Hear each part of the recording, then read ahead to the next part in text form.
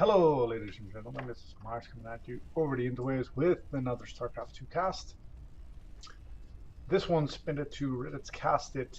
If you would like your games cast by a complete amateur, then submit them there, and maybe myself or one of the other members of that Reddit will come around and cast you. In this side of the corner, we have the Red Terran. Plakoon for the clan Bufty, which, as you can tell, is a bit of a hard name for me, but it could be worse. On this side, we have this guy who has a name. I'm sure it's about the game. So. Sure, it's very interesting.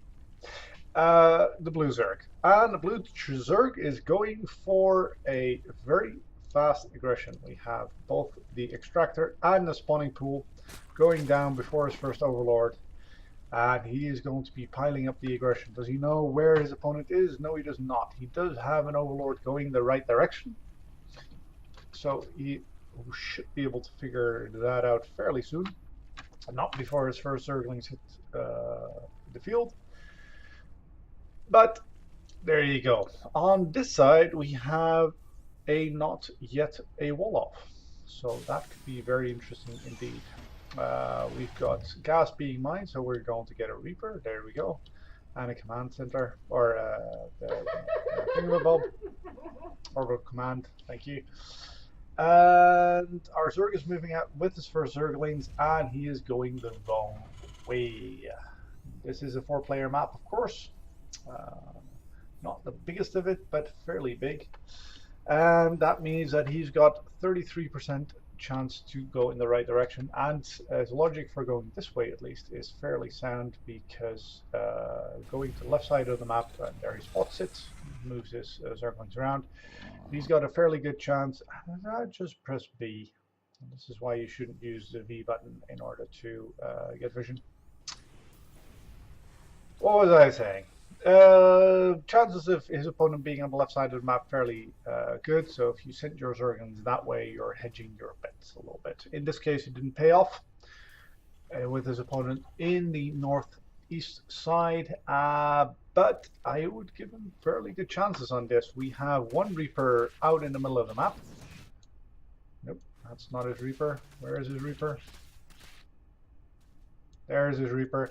So nothing here to shoot at it, and nothing will be coming out for quite a while, since his opponent is building a reactor. I don't feel too happy about being this SCV, but he does manage to park his Reaper. Oh, that is very nice. I missed that. Dropping in some Zerglings on the other side, and Plakoon pulls his SCVs in order to defend this. But he does repair that one supply depot, and now he's got 2 Marines in order to defend. But the Zerg does load up again, and he can drop right on these Marines, meaning that they don't actually last that long. We've got 2 more Marines popping out, and also didn't last very long. So the SUVs get pulled again, and even the Reaper, having lost his Guardian supply depot, is going to go down. But now with a Hellion and another Marine, we are going to get dropped on again, but with all the SUVs in place, they don't get a chance to do any serious damage. And it looks like Plakoon has held them with 2 command centers. No, not so bad. He is behind in workers. Our Zerg has oh, don't do that. Don't do. Oh, you lucky. Well, there you go. What he said. Alright. Not what he said. I don't agree with that. I wouldn't recommend doing that, ladies and gentlemen. If you are going to be all in to buy a Zerg, high aggression, then lifting the buildings, your only buildings that can build units, while you have 2, and you know, moving them in such a way that your wall completely goes away, I don't recommend it. We have double expand for our blue Zerg, and we have Hellions being pumped out for Plakoon. And the starboard beat me. Now we've got quite a bit more units or workers for the Zerg, but we have two sets of mules making up for it. So it has it to guess we actually have more income for the Terran, and we do. Equal-ish in minerals from time to time, and 200 more gas. Now Plakoon moves around the map, checking to see, or goes around his natural base in order to see if he left any Zerglings behind, and these two are going to pass each other. No, they're not. Oh, with the Zerg pulling back and getting absolutely roasted. But these two bases are only just now up. That means that there are no workers whatsoever for these Hellions to roast, and they just sort of flop about. The scouts are third as well, sees that there's no unit there either, and with two queens might be able to take out these Hellions quite nicely. There you go.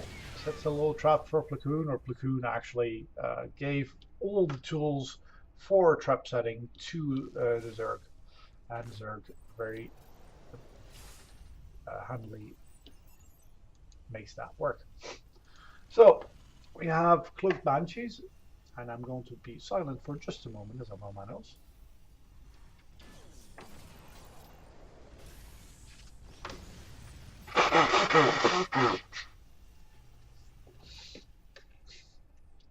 What can I say? It's winter. This happens. And what you didn't see there was a warded off little Zergling poke. Now, on the other hand, the extra workers from the Zerg are going in quite well, as they are at his second base, and he's now starting to drone up his third base. Now, we have Spore Crawlers in place, so even with this cloak, there isn't that much he can do. Well, he can do this, of course. Go outside of range of the vision, and even though queens hold their own against banshees quite well if they can see them, if they can't, well, and there's no Spore Crawler here yet, so Plakoon can go and have a little bit of fun.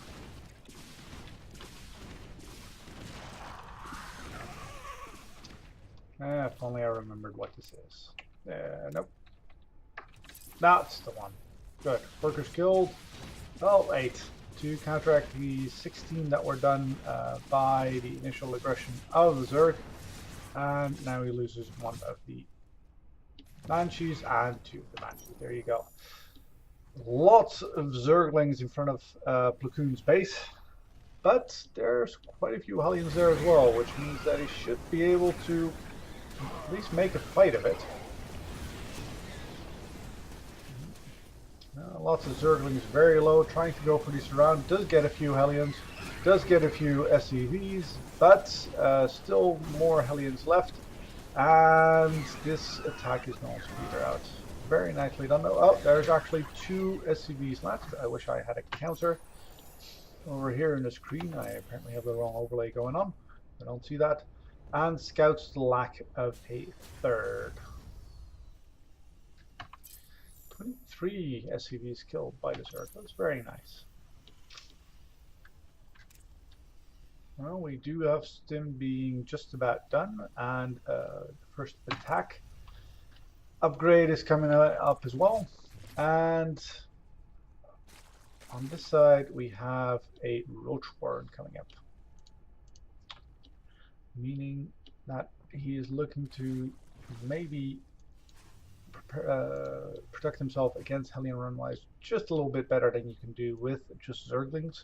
We have to get a very nice control and get this around, otherwise they just sort of nibble at it. They'll kill it, sure, but it's hardly optimal. Plakoon has 3 Marines in place for this Scouting Overlord. And if he doesn't pull them away with an F2 or our whole army movement, he should be good. Another Banshee getting 2 kills. But there are 8 queens out for the Zerg. Oh, that's what I mean. Now that the Overlord is actually there for him to shoot, he pulls them away. Ooh, I didn't see it on the production tab with the amount of queens. I did have that feeling. A Nidus Worm for the Zerg. And it comes at the same time when the Terran is trying to push into his base, so there isn't a single unit anywhere close to in place to defend this. So he gets the absolute run of the base, but at the same time on the other side of the map there are Stint Marines who murder absolutely everything that the Zerg tries to defend with. So we have a little bit of a base trade. Now there's an extra base for the Zerg with regards to Terran. Doesn't pick up that tank, but doesn't appear to need to. But yeah, on this side, well, yeah, he's Terran. What can I say? Terrans lift up their bases, their buildings. The Zerg trying to pull some units, but yeah, you have to actually kill these outright. With the medevacs over the army, you don't kill them, they're just going to be like Mutalisks and come back fully healed. Slowly whittling it down, and at the other side of the map we still have 8 queens just, you know, waddling away.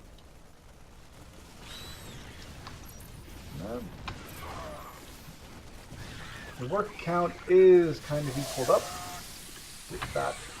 Yes, that upgrade did finish. Going to lose another barracks and a tech lab. Now Plakoon maybe wants to float that away, seeds the high ground, but yeah, there's maybe not so much they can actually do with that. With that siege tank in place, does allow a few Zerglings to get into the mineral line, but no, the Zerg can't close it out. In the meantime, he did lose a base here, but there are no more Marines in that medevac to heal, so he can't actually close it out on his side either. So we have a very equal base trade sort of situation. Oh, does now lose that siege tank, trying to get the repair on the bunker, which is absolutely necessary, and saves it. And with 3 queens and a roach, he should be able to keep that in place. Yep. I got 1 queen and 1 roach in there, and now we get up there. Oh, you don't want to go up there. You have absolutely no health. What's the production like? We've got 2 marines and a. Oh, nice. Banshee coming out for the turn, and as he saves his barracks. In the meantime, on the sides we have, yep, a medevac not really doing much. Alright, what's our income? 26 on one side, 33 workers on the other side, but this base is mined out, so we've got 1 mining base for the Zerg, and we've got a second up. This is not in the best defensible position, but beggars can't be choosers, as they say. And 23 army supply against 24. Not getting a second upgrade, but we do have 1-0 and combat shield and stim, meaning that the Marines outmatch the Zerglings a fair bit. And on this side we just have 2 Banshees wailing away, hoping to get a drone or 2 or even a roach. What is that medevac doing there?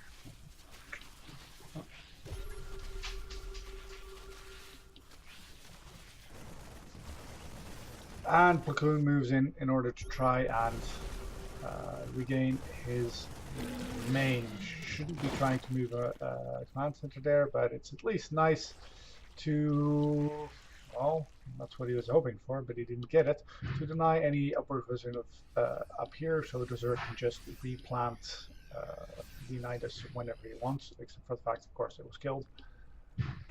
But if he were to so choose, he could just do that again. getting a well, fourth with his natural back up and running again. And we have one siege tank, just the one, two banshees, and a bunch of marines. We don't have any more upgrades started, so at 15 minutes with just one upgrade, one attack upgrade for the turn, this is actually quite an unupgraded army for the time of the game we're at. Making 5 marines is a Plakoon, and making loads of zerglings is the zerg. I'm hoping for his spire to get done, maybe get some harass damage with that. And how many does he start? 2. He starts 2 mutilisks. Doesn't have. Oh, this base is entirely undefended. Very nice find from Plakoon. And he can pretty much make sure that nothing goes here for quite a while yet, until of course these 5 mutilisks come in and just kill this. Pulls back faster than the Overseer, so as long as he doesn't run out of energy, which he probably does, he should be able to get away.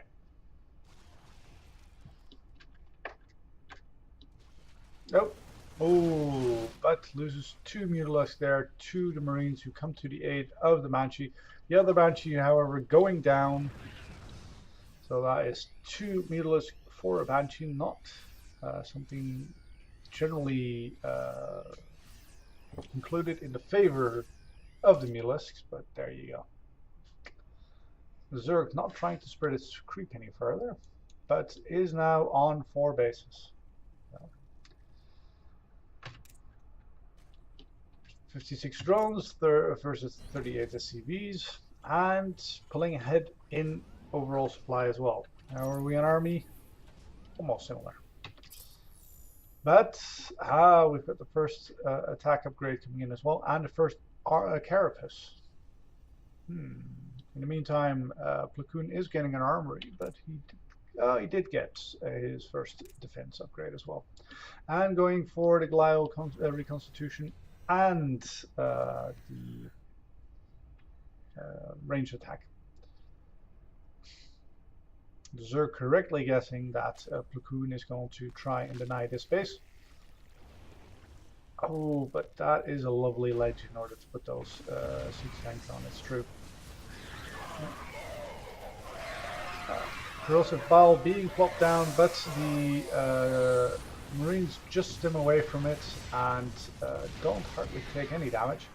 And that's the end of the base. That was all he needed to do. Just go in there, stim, and poof, you're dead.